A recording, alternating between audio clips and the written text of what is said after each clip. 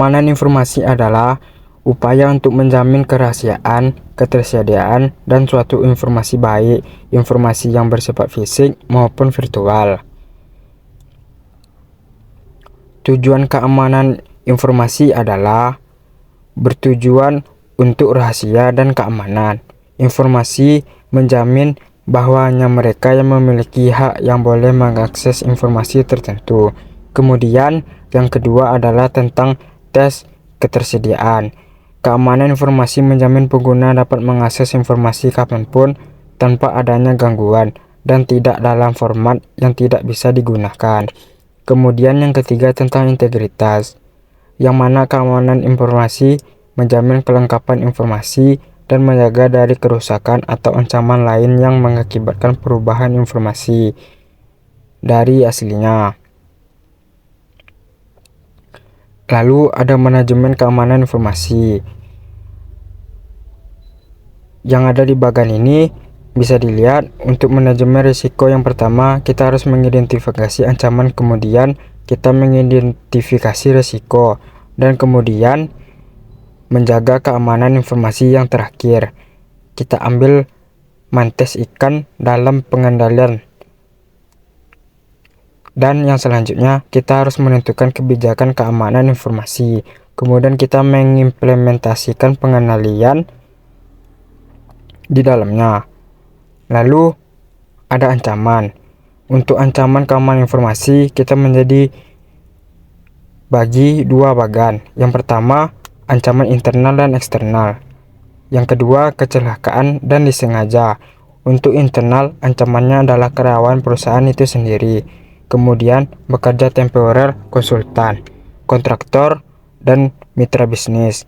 Sedangkan untuk ancaman dari eksternal, yakni berasal dari perusahaan pesaing usaha yang bertujuan khusus. Sedangkan untuk kecelakaan kita bagi menjadi bencana alam, pemadaman listrik, dan kesalahan user. Dan yang terakhir, untuk ancaman yang disengaja, jelas itu berasal dari hacking. Lalu ada ancaman berikutnya adalah yang berasal dari malware. Apa itu malware? Malware adalah suatu perangkat lunak apapun yang sengaja dirancang untuk menyebabkan kerusakan pada komputer atau jaringan komputer, yang mana kita bagi menjadi 5 bagian. Yang pertama, tentang virus-virus, merupakan program komputer yang dapat menggandakan atau menyalin dirinya sendiri dan menyebar dengan cara menyisipkan salinan dirinya ke dalam program atau dokumen.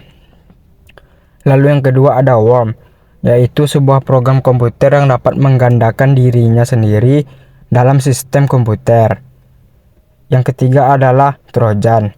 Dalam keamanan komputer merujuk pada sebuah perangkat yang dapat merusak sebuah sistem atau jaringan. Kemudian yang keempat adalah adware. Adware merupakan dari kata bahasa Inggris yaitu ad berarti iklan dan ware berarti perangkat pada dasarnya. Adware adalah suatu program iklan yang difungsikan untuk menguntungkan semua pihak. Lalu yang terakhir adalah spyware, yakni istilah teknologi informasi yang mengacu pada salah satu bentuk program berbahaya yang memasang dirinya sendiri ke dalam sebuah sistem untuk mencuri atau merusak sistem pengguna tersebut. Lalu selanjutnya ada risiko. Risiko ada di dalam triangle. Kita bisa lihat bahwasanya itu adalah tujuan dari keamanan informasi. Sedangkan untuk risikonya, yang pertama pencurian. Pencurian informasi yang tidak terotorisasi. Kemudian yang kedua, penggunaan yang tidak terotorisasi. Dan yang ketiga, penghancuran yang tidak terotorisasi dan penolakan layanan. Kemudian yang terakhir, modifikasi yang tidak terotorisasi. Lalu ada manajemen risiko. Yang pertama, kita harus mengidentifikasi aset-aset bisnis, lindungi dari risiko tersebut, dan menyadari bahwa risiko itu pasti ada. Kemudian kita harus menentukan tingkatan dampak pada perusahaan jika risiko benar-benar terjadi. Dan yang terakhir, jelas kita harus menganalisis rumahan dari perusahaan tersebut. Lalu ada bagan tingkat dampak dan kelemahan menentukan suatu keamanan risiko, yang terdiri dari dampak parah, dampak signifikan, dan dampak minor. Kemudian itu dibagi juga menjadi kelemahan tingkat tinggi, kelemahan tingkat menengah, dan kelemahan tingkat rendah, yang mana bisa dilihat di dalam bagan berikut ini.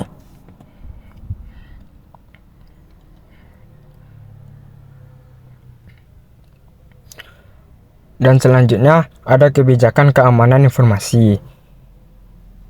Kebijakan keamanan informasi untuk penyusunan kebijakan bisa dibagi mulai dari fase yang pertama sampai fase yang kelima, seperti yang ada di bagan ini.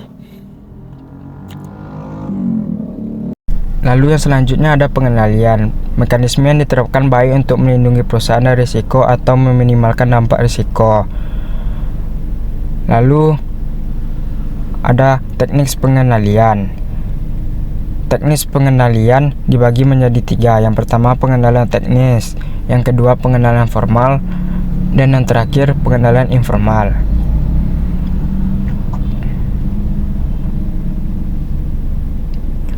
Lalu untuk pengendalian yang pertama tentang pengendalian teknis, yang mana dibagi menjadi yang pertama pengendalian akses sistem dan deteksi gangguan firewall, pengendalian kriptografis, dan terakhir pengendalian fisik.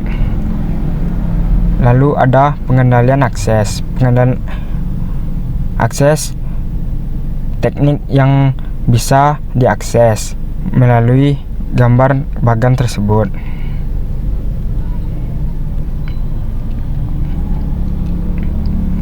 Lalu selanjutnya ada software, dan yang kedua insight thread, yang mana pengawasan terhadap volume dan frekuensi akses data oleh karyawan. Kemudian yang kedua pengawasan terhadap pola akses, sistem yang tidak biasa termasuk upaya akses ilegal. Kemudian yang terakhir pengawasan atas peningkatan ukuran dan frekuensi trafik yang dilakukan oleh setiap karyawan.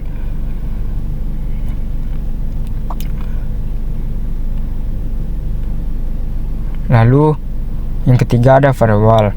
Firewall adalah sistem keamanan yang melindungi komputer Anda dari berbagai ancaman di jaringan internet melalui firewall. Inilah Anda bisa mengatur data informasi dan kegiatan apa yang boleh lalu lalang dari jaringan internet ke komputer Anda, dan begitu pula sebaliknya. Dan ada bagan di samping ini, bisa dilihat dari gambar berikut. Lalu yang keempat pengendalian kriptografis. Kriptografis yang mana merupakan penggunaan kode yang menggunakan proses-proses matematika meningkatkan keamanan data dengan cara menyamarkan data dalam bentuk yang tidak dapat dibaca, berfungsi untuk melindungi data dan informasi yang tersimpan. Lalu yang kelima ada pengendalian fisik. Pengendalian fisik adalah menempatkan pusat komputernya di tempat terpencil yang jauh dari kota dan jauh dari wilayah yang sensitif terhadap bencana alam seperti gempa bumi, banjir, dan badai. Lalu selanjutnya ada pengendalian formal. Pengendalian formal adalah pengendalian yang penentuan cara berperilaku, dokumentasi, prosedur, dan praktek yang diharapkan pengawasan, serta pencegahan perilaku yang berbeda. Ya, baiklah sekian dari saya, hanya itu yang bisa dapat saya sampaikan. Mohon maaf apabila ada kekurangan.